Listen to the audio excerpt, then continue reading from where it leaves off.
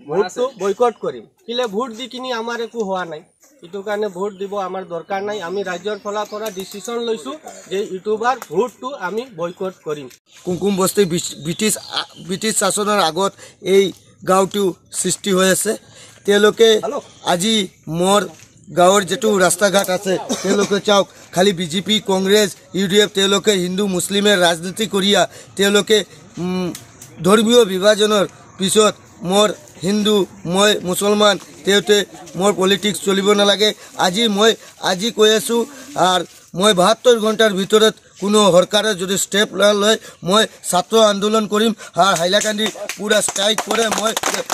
কুমকুম বস্তি তেবিলাক 10-15 দিনের ভিতরে মই PWD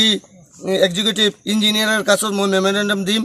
মোর ছাত্র যেটু আছে ছাত্রবিলাকে মানে পরীক্ষা যাওয়ার পিছত এক্সিডেন্ট হয় তেওঁলোকে প্রেগনেন্ট মহিলা আছে প্রেগনেন্ট মহিলার রাস্তাটো যাওয়ার পিছত রাস্তা যাওয়ার নোৱাৰে তেওঁলোকে রাস্তাঘাটে যে বিপরীত রাস্তাঘাট এবং এই তেওঁলোকের ফ্লাডের এফেক্টেড এরিয়া আছে তেওঁলোকে মই সরকারত ভোট না দেওয়ার কথা জাতীয়তাবাদী সরকারত ভোট দেওয়ার পিছত মই আহ্বান জানাইছো মই অধুহম ছাত্র সন্থা হাইলাকান্দি জেলা পরিষদ জেলার উপসভাপতি মই রাহুল নন্দী জয় আই হোম মোর দাবি মানতে হবে মোর দাবি মানতে হবে হিন্দু মুসলিম রাজনীতি চলিব না জয় আই হোম জয় আই হোম আসু লং লিভ আসু লং লিভ আসু লং লিভ নমস্কার জয় আই হোম কুমকুম বস্তি আৰু বেগমটিলা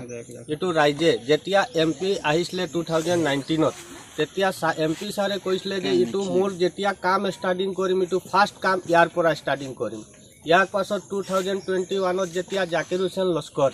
MLA হল তেতিয়া তাৰ ওচৰত গৈ ভাবৰ লাগি গল হি কৈছে কালি হৈ যাব পৰখি হৈ